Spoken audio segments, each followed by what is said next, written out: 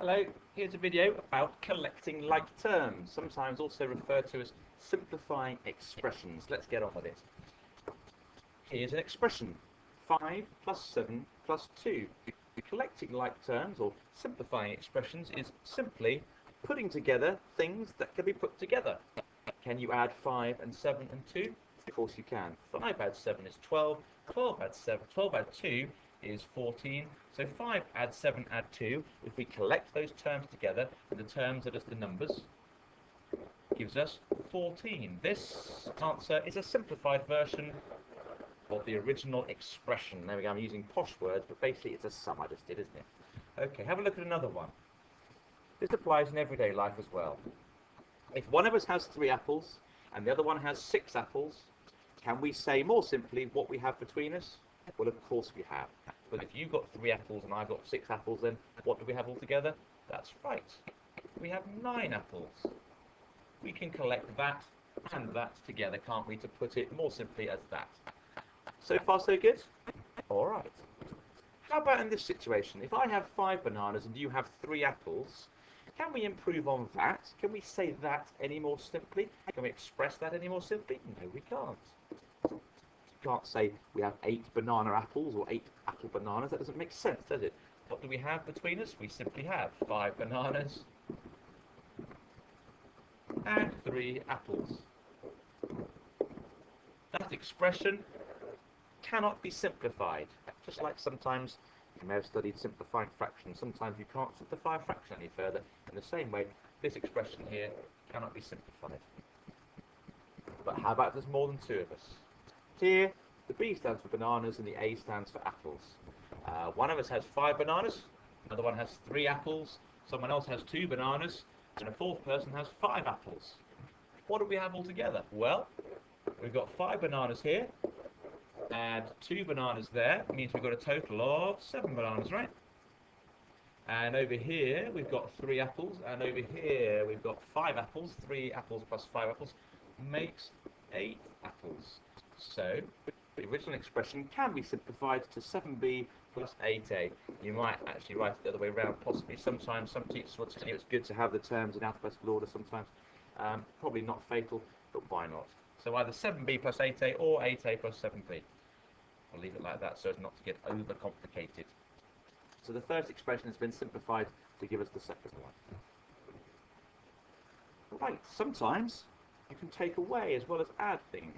Okay, so in the red expression, 5x plus 7y minus 2x. And at this point, I'll say this, by the way. X could stand for xylophones, Y could stand for yachts, X could stand for bananas, and Y could stand for apples. It doesn't matter. At this stage, let me tell you, the letters don't really, it doesn't matter what letters stand for, as long as you understand that they stand for different things. Whatever X stands for is different to whatever Y stands for. So in this red expression, we've got 5 lots of X and 7 lots of Y. Take away 2 lots of X. So how many X's have I got altogether? I've got 5 X's here and minus 2 here. And 5 minus 2 is 3, right? 3 lots of X. And separately, I've got my 7 lots of Y. So there we go, that expression becomes 3x plus 7y. In the black example underneath it, let's scroll down a bit. In this black example here, 3a minus 5y minus 7a plus 8y. Let's collect the a's together. Got some 3a's here, and minus 7a there, and minus 5y there, and plus 8y there. Do you notice I'm always including the sign in front of the term as I circle or underline or whatever I do? Very, very important. Let's collect the a's then. I've got 3a here and minus 7 here. What is 3 minus 7? That's right, it's minus 4, isn't it? So we've got minus 4 lots of A.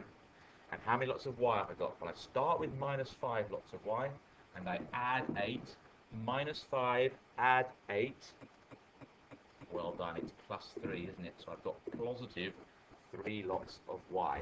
So that expression, when you simplify it, becomes minus 4A plus 3Y. I hope that's fairly clear, because if you wanted to know how to simplify terms or collect like simple expressions or collect like terms, then you now know how to do it. The important thing, I think, is to make sure, in accordance with these arrows that I've drawn here, that you remember to have consideration for the positive or negative sign that comes in front of each of the terms, so that you know whether you're adding or subtracting. I've written up here x, funny symbol, x squared. That funny symbol here looks like an equal sign with a line through it. That's because it is. It means does not equal. X's are not the same as x squared. So if I have 7 lots of x and you have 3 lots of x squared, I can't lump them together. I can't say I've got 10 lots of x something. All I've got is 7 lots of x and 3 lots of x squared. However,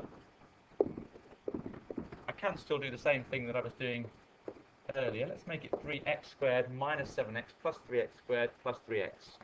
We've got 3 lots of x squared here and plus 3 lots of x squared there, making 6 lots of x squared. And I've got minus 7x and plus 3x minus 7 add 3, minus 7 add 3, minus 4, well done.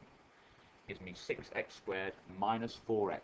As I say, I can't lump the x squareds together with the x's because they have different values.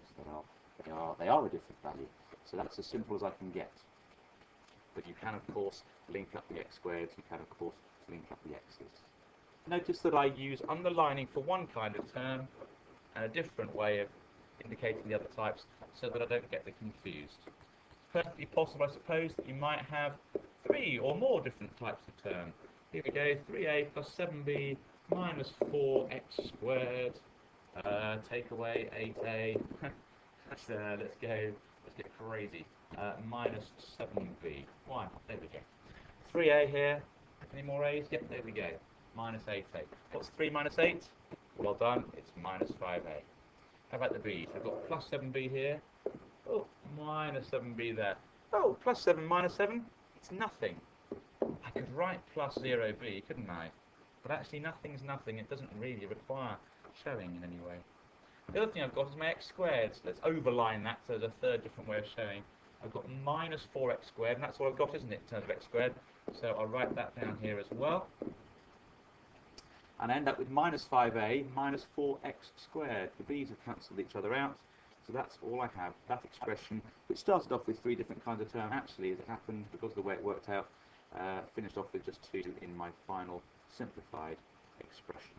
There we go, whiz through it fairly quickly, but the bottom line is, when you have terms that are alike, different lots of b or different lots of a, you can collect them together to make your expression more simple. So this expression at the top can be written more simply as this expression underneath it.